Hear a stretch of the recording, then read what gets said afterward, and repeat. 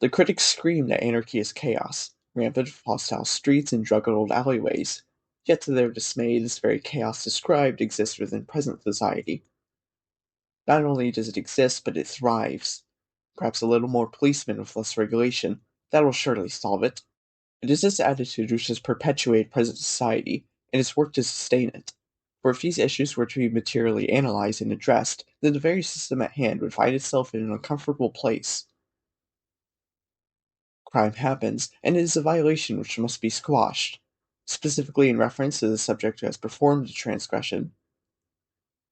They are seen in a similar light to that of pest, invasive and in need of extermination. Throughout election cycles, politicians would deride those who are not as quote-unquote tough on crime, framing their opponents as though they were traitors to the everyday citizen's safety. The case of Willie Horton is an interesting one. The 1988 U.S. election would feature a smear campaign against Michael Dukakis in a similar manner described above. Willie Horton was a man from Massachusetts convicted of first-degree murder, yet was released due to the furlough program which sought to rehabilitate criminals. Because Dukakis was the governor of Massachusetts at the time, Bush's campaign team, under the command of Lee Atwater, of which we'll get to very shortly, would greatly utilize this to attack Dukakis. This had spread across the Volkgeist and painted the infamous portrait of the dangerous black man. African Americans, as per usual in American history, received the poor end of this stick, and would subsequently be treated with nothing but suspicion and hostility. Many would argue that this cost Dukakis the election. Atwater himself would probably agree. After all, he is the man who coined Southern strategy. Y'all don't quote me on this. You start out in 1954 by saying inward, inward, inward. By 1968, you can't say inward. That hurts you, backfires. So you say stuff like forced busing, states' rights, and all that stuff. You're getting so abstract now that you're talking about cutting taxes, and all these things you're talking about are totally economic things, and a byproduct of them is that blacks get hurt worse than whites. And subconsciously, maybe that is part of it. I'm not saying that. But I'm saying that if it is getting that abstract and that coded, that we are doing away with the racial problem one way or the other. You follow me because obviously sitting around saying we want to cut this is much more abstract than even the busing thing, and a hell of a lot more abstract than inward inward. For as ugly as he was, he has perfectly described the reterritorialization of racism in the United States. The very concept of race is invoked in political discourse, whether explicitly or not. Now, what does any of this have to do with egoism, let alone anarchy? Well, it is here where we must address the utilization of race as a concept and its intrinsic connection to the state apparatus. When one mentions the enslavement of whites long before blacks, know that they are wholly mistaken.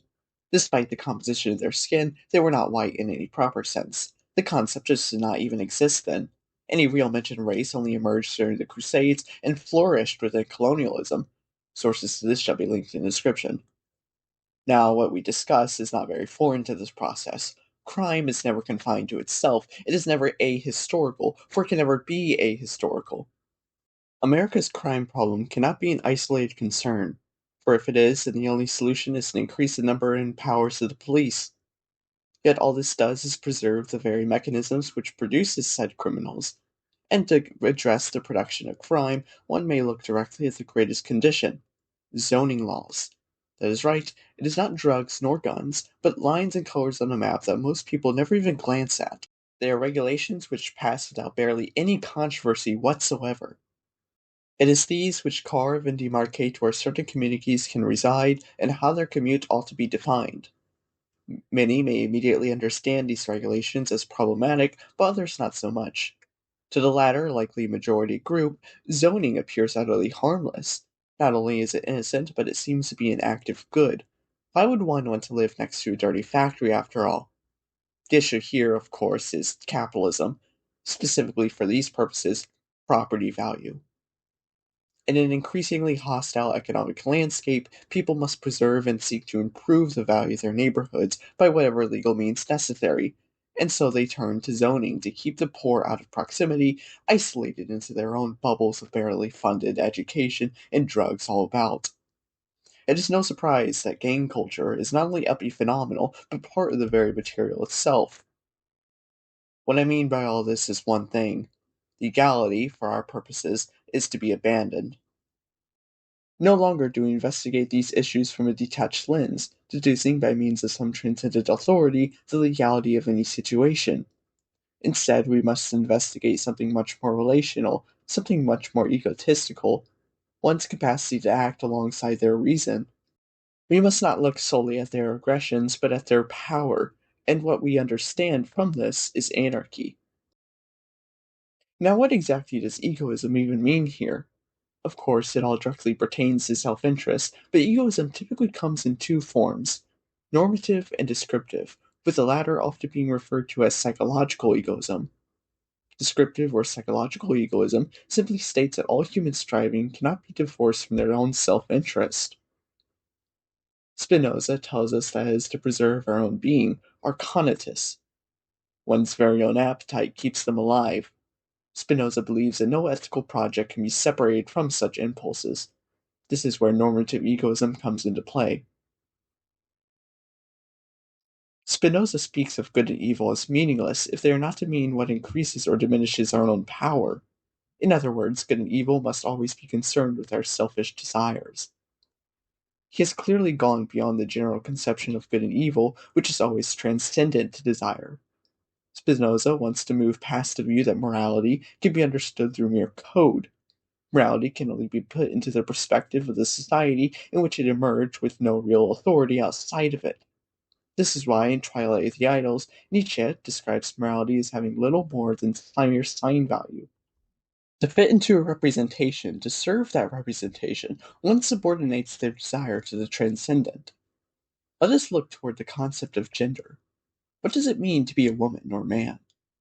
We like to think of such things as having a definite code, a secure meaning by which we can strive toward, avoiding the do's and don'ts, what man ought to be able and what he ought not be able. The trouble with gender is precisely this: we have allowed ourselves to be put in a negative relationship to an ideal essence, and have made that the authority of our morality.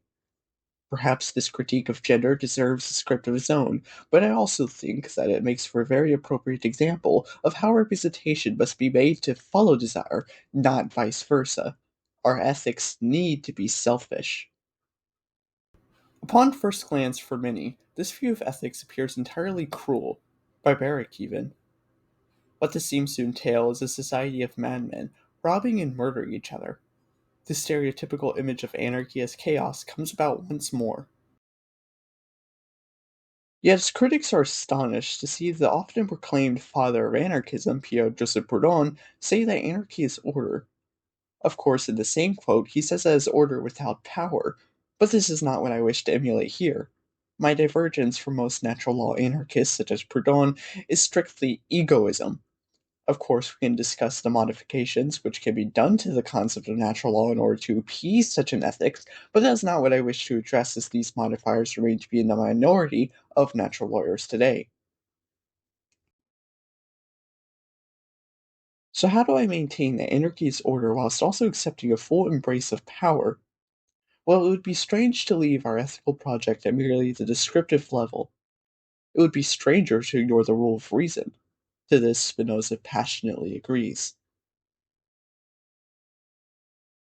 Spinoza develops a distinction between two types of ideas: those which are adequate and those which are inadequate. Every desire has some idea to go inside it. An inadequate idea could simply be a perception. One perceives the moon and believes it to be close, yet small and afloat. Do you grasp it now? The inadequate idea is an effect without cause. So the adequate idea must be the effect understood in relation to its cause, through which Spinoza would have us trace the lineage on and on. The inadequate ideas are always confused. Unlike Hume, who would give us a picture painted wherein reason is entirely subject to the passions, Spinoza understands reason as deeply intertwined with our own affects. In this way, reason transforms the very affects which we are subjected to. It is with this that I must address the critics. Egoism has never needed to be confused. It never had to exclude reason. Such an assumption clearly has its origins somewhere else, but not in the actual ethical project itself. Maybe a crude formulation of egoism, but not in the Spinoza sense which I wish to invoke here. It is by our use of reason by which we can express ourselves in most powerful ways. For what is a passionate individual if they cannot engage upon their own endeavors, having full access to the means to produce and subsist at their own disposal, rather than deferring their labor to a capitalist? What is a passionate individual if they are incapacitated, barred from changing their situation thanks to state regulation and its subsequent police force? What must we do about the many poor people kept in ghettos?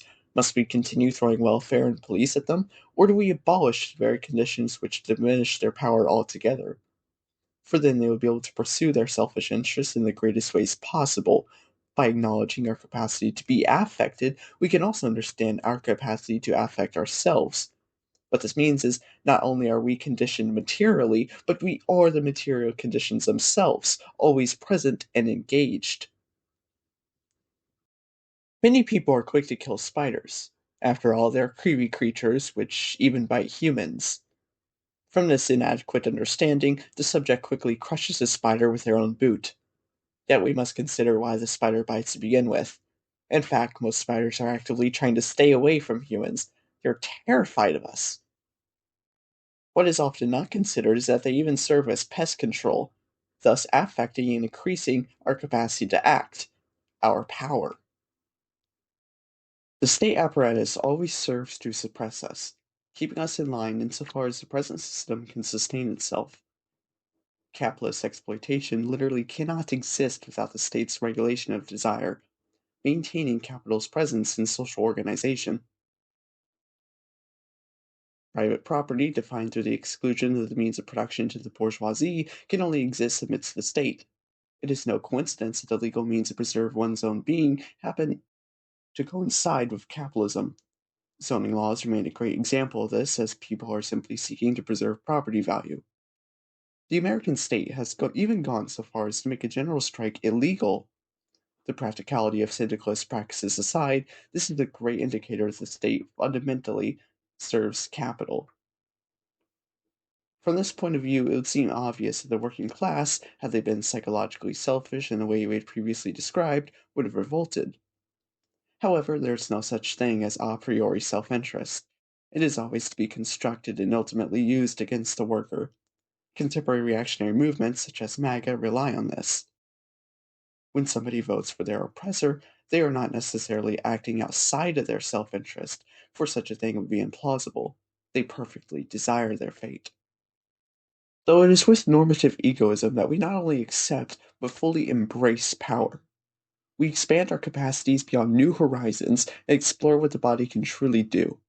Of course, such revolutionary experimentation is not to be conflated with the slavery of addiction and other harmful phenomena. Desade is not a thinker I wish to promote. After all, I'm not advocating for any sort of hedonism. That would be an easy yet profound misstep in any egoist philosophy. The author Alan Moore describes anarchy as a romance, wherein everybody should be the master of their own destiny. He's completely right, and these are the ethics we seek.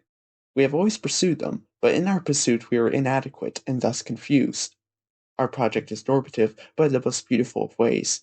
It is not sanity nor pleasure which we seek, but rather power. For the former lives only within our own delirium, and the latter our own enslavement. Yet it is always power which can manipulate all of these things. The power not in the law, but in ourselves. The law confines itself to present society, always reinforcing the contemporary power structures. In such a manner, the corporate world and the state, whilst remaining with their respective differences, have blended into a monstrous design. Anarchy demands a radical rejection of these artificial laws constructed purely from our human prejudice. Benjamin Tucker says the government's essence is that of control, or at least the attempt to control. We must admit that he's entirely correct. The state will always serve to hinder the creative capacities of its subjects, maintaining a notion of normality. And we, the conscious egoist, will destroy it.